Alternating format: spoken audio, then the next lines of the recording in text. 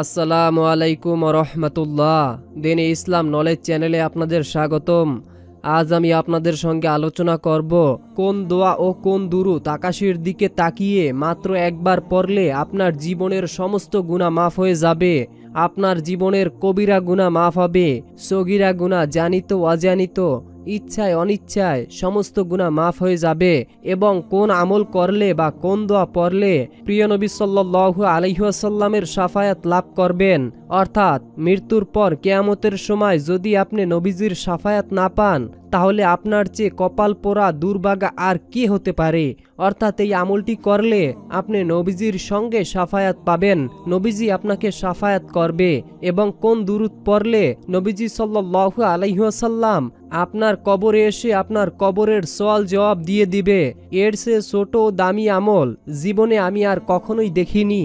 যদি আপনি নবীজির শাফায়াত পেতে চান, যদি আপনার মনের আশা পূরণ করতে চান, যদি আপনি ব্যবসা বাণিজ্যতে উন্নতি করতে চান, যদি আপনি আপনার সংসারে বরকত নিয়ে আসতে চান, তাহলে এই আমলটি অবশ্যই করুন। যদি আপনি কষ্টে থাকেন, অভাব অনটন কোনোভাবেই আপনার পিছন ছাড়ছে না, তাহলে আমি আপনাদের অনুরোধ করে বলবো, জীবনে কষ্ট করে হলেও একটিবার এই আমলটি করে দেখুন। ভাগ্য খুলে যাবে, কপাল খুলে যাবে, জীবন পরিবর্তন হয়ে যাবে ইনশাআল্লাহ। তাই মনের ভিতরে শতভাগ বিশ্বাস এবং ইয়াকিন নিয়ে আমলটি জীবনে একবার হলেও করবেন। এই উদ্দেশ্যে ভিডিওটি না টেনে একদম শেষ পর্যন্ত দেখতে থাকুন। অনুরোধ করছি, আমরা এই প্রথমবার নারীদের ছবি ছাড়া কিংবা হারাম কোনো ছবি ছাড়া ইউটিউবে ভিডিও দিয়ে থাকছি। এরকম ভিডিওগুলি যদি আপনি আপনার ফোনে পেতে চান, এজন্য অবশ্যই দ্বীন-ই ইসলাম নলেজ চ্যানেলটিকে সাবস্ক্রাইব করে রাখুন এবং ভিডিওটির কমেন্টে মাত্র 3 বার আমিন লিখে উন্মুক্ত দোয়ায় শরীক হয়ে থাকুন।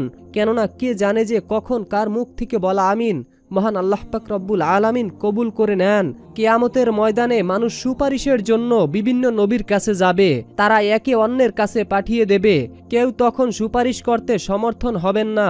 সেই সময় মহানবী সাল্লাল্লাহু আলাইহি ওয়াসাল্লাম সুপারিশ করবেন। রাসূল আকরাম সাল্লাল্লাহু আলাইহি ওয়াসাল্লামের সুপারিশ লাভের গুরুত্বপূর্ণ আমল হচ্ছে আইজানের শেষে হাদিসে বর্ণিত দোয়াটি পাঠ করা। সাহাবী জাবির ইবনে আব্দুল্লাহ রাদিয়াল্লাহু থেকে বর্ণিত, রাসূলুল্লাহ সাল্লাল্লাহু আলাইহি ওয়াসাল্লাম বললেন, যে ব্যক্তি আইজান শুনে এই দোয়াটি পড়বে, দোয়াটির উচ্চারণ আমি আপনাদেরকে বলে দিচ্ছি। আল্লাহুম্মা রব্বা হাজিদ দাওয়াতিত তাম্মা ওয়াসসালাতিল কাইমাহ আতি মুহাম্মাদানিল ওয়াসিলা ওয়াল ফাদিলাহ ওয়াবআসহু মাকামাম মাহমুদানিল্লাজি ওয়াদাতাহ। অর্থ, হে আল্লাহ, এই পরিপূর্ণ আহ্বান ও প্রতিষ্ঠিত নামাজের মালিক মুহাম্মদ সাল্লাল্লাহু আলাইহি ওয়াসাল্লামকে ওসিলা ও সর্বশ্রেষ্ঠ মর্যাদার অধিকারী করুন এবং তাকে সেই মাকামে মাহমুদে পৌঁছে দিন যার অঙ্গীকার আপনি করেছেন।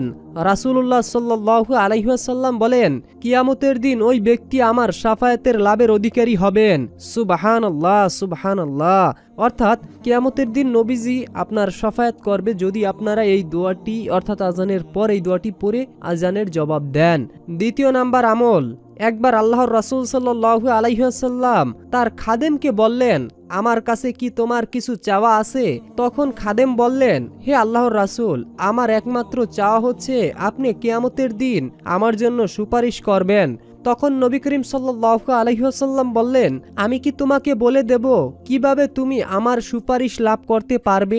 জবাবে বললেন, জি হে আল্লাহর রাসূল, সেই সম্পর্কে আমাকে একটু বলুন। নবী করিম সাল্লাল্লাহু আলাইহি ওয়াসাল্লাম বললেন, বেশি বেশি নামাজ পড়ো, এর মাধ্যমে কিয়ামতের দিন তুমি আমার সুপারিশ লাভ করবে। সুবহানাল্লাহ।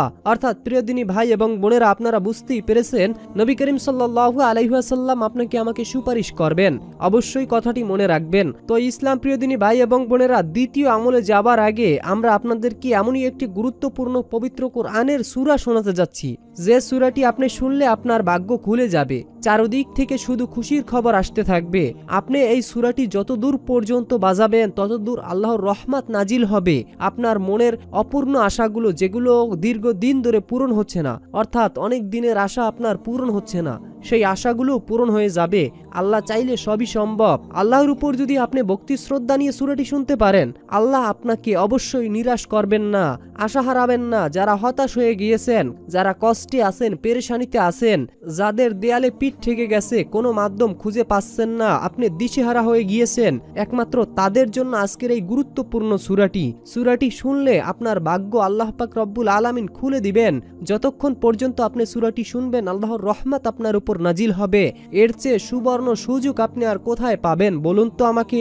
আল্লাহি, আল্লাহর কসম করে বলছি, যদি আপনারা মন প্রাণ উজাড় করে সূরাটি শুনতে পারেন, তাহলে অবশ্যই আপনারা এর উপকার পেয়ে যাবেন, ফলাফল পেয়ে আপনারা উপকৃত হয়ে যাবেন। তখন আপনারা নিজেরাই বাধ্য হবেন আমার জন্য দোয়া করতে।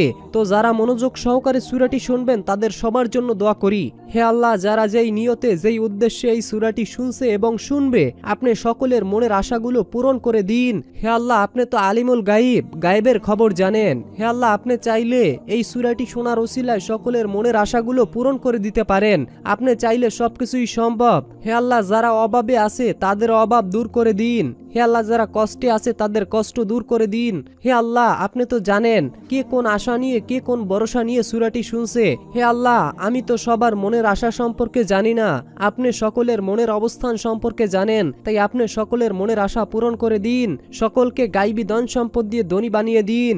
আমিন। কমেন্ট বক্সে সকলেই আমিন লিখে উন্মুক্ত দোয়ায় শরীক হয়ে থাকুন, কেননা কে জানে যে কখন কার মুখ থেকে বলা আমিন আল্লাহ কবুল করে নেন। তো চলুন আর দেরি নয়, সূরাটি শুনে নেওয়া যাক। ألف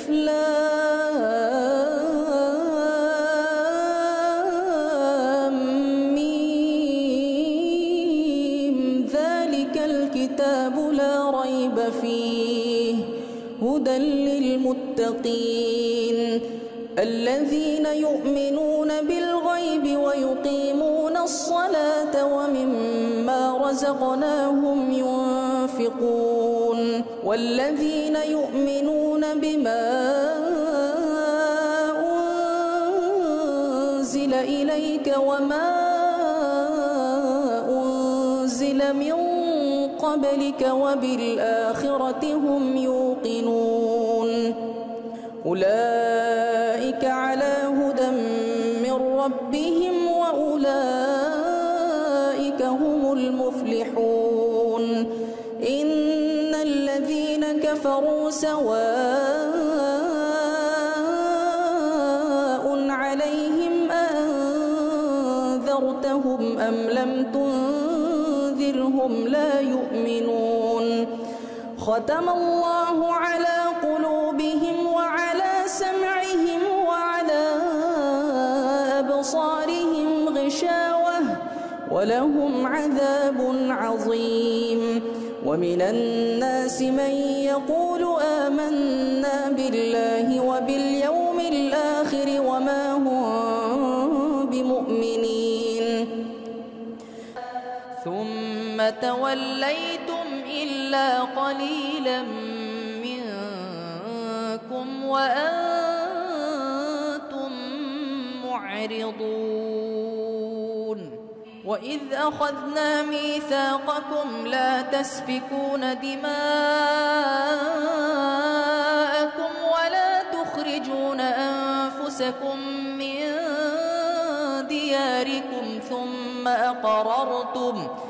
ثم أقررتم وأنتم تشهدون ثم أنتم هؤلاء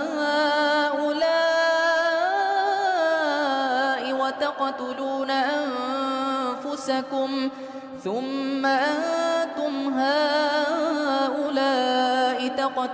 أنفسكم وتخرجون فريقا منكم من ديارهم تظاهرون عليهم بالإثم والعدوان وإن يأتوكم أسارى تفادوهم وهو محرم عليكم إخراجهم أفتؤمنون ببعض الكتاب وتكفرون ببعض فما جزاء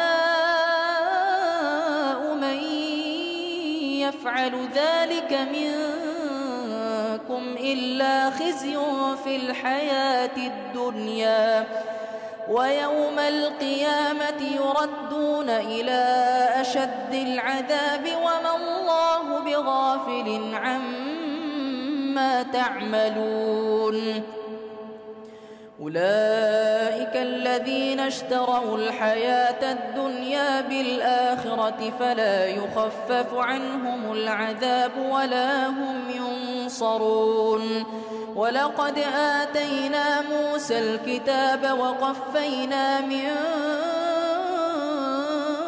بعده بالرسل وآتينا عيسى ابن مريم البينات وأيدناه بروح القدس أفكلما جاءكم رسول بما لا تهوى أنفسكم استكبرتم ففريقا كذبتم وفريقا تقتلون وقالوا قلوبنا غلف بل لعنهم الله بكفرهم فقليلا ما يؤمنون ইসলাম প্রিয় দিনী ভাই এবং বোনেরা, আল্লাহকে পাওয়ার একমাত্র পথ শেষ নবী মুহাম্মদ সাল্লাল্লাহু আলাইহি ওয়াসাল্লাম এর অনুসরণ ও অনুকরণ। তাই তার জন্য হৃদয়ে গভীর মহাব্বত ও ভালোবাসা পোষণ করা, তার জন্য আল্লাহর দরবারে কায়েম অনুবাক্যে দোয়া করা প্রত্যেক উম্মতের ইমানি দায়িত্ব। আল্লাহ তাআলা বলেন, নিশ্চয়ই আল্লাহ নবীর উপরে রহমত নাজিল করেন, ফেরেশতারাও তার জন্য রহমতের দোয়া করেন। সুতরাং হে মুমিনগণ, তোমরাও তার প্রতি দুরূদ পড়ো, অধিক পরিমাণে সালাম পাঠাও। প্রিয় দিনী ভাই এবং বোনেরা, নবীর উপর দুরূদ পাঠের অনেক ফজিলাত রয়েছে, তবে তার ভিতর থেকে আমি আপনাদেরকে বেশ কয়েকটি ফজিলাতের কথা বলে দিচ্ছি। হযরত আব্দুল্লাহ ইবনে আমর ইবনুল আসর থেকে বর্ণিত, তিনি বলেন, রাসূলুল্লাহ সাল্লাল্লাহু আলাইহি ওয়াসাল্লামকে বলতে শুনেছি যে আমার উপর একবার দুরূদ পড়বে, বিনিময়ে আল্লাহ তাআলা তার উপরে 10টি রহমত নাজিল করবে। সুবহানাল্লাহ। অন্য হাদিসে আছে, হযরত আনাস রাদিয়াল্লাহু বলেন, রাসূল করিম সাল্লাল্লাহু আলাইহি ওয়াসাল্লাম বলেছেন যে আমার উপরে একবার দুরূদ পড়বে, আল্লাহ তাআলা তার উপরে 10টি রহমত নাজিল করবেন এবং 10টি দরওয়াজা বুলন্দ হবেন। সুবহানাল্লাহ। হযরত ওমর ইবনে আবিয়া রাদিয়াল্লাহু বলেন, আমি রাসূল সাল্লাল্লাহু আলাইহি ওয়াসাল্লামকে খুতবার মাধ্যমে বলতে শুনেছি, আমার উপর দুরূদ পাঠকারী যতক্ষণ দুরূদ পড়বে ফেরেশতা তার জন্য দোয়া করতে থাকবে। সুবহানাল্লাহ।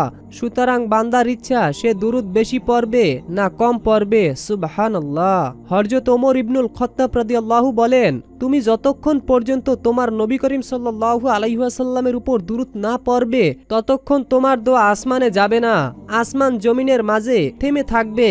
হযরত আব্দুল্লাহ ইবনে মাসউদ রাদিয়াল্লাহু থেকে বর্ণিত, আল্লাহর রাসূল সাল্লাল্লাহু আলাইহি ওয়াসাল্লাম বলেন, কিয়ামতের দিন ওই ব্যক্তি আমার সবচেয়ে নিকটবর্তী হবে যে আমার উপরে সবচেয়ে বেশি দুরূদ পড়বে। সুবহানাল্লাহ, সুবহানাল্লাহ। ইসলাম প্রিয় দিনী ভাই এবং বোনেরা, এখন আমি আপনাদেরকে সেই পাওয়ারফুল শক্তিশালী দুরূদটি বলে দিচ্ছি। আপনারা সকলেই মনোযোগ সহকারে দুরূদটি শুনুন। বিসমিল্লাহির রহমানির রহিম।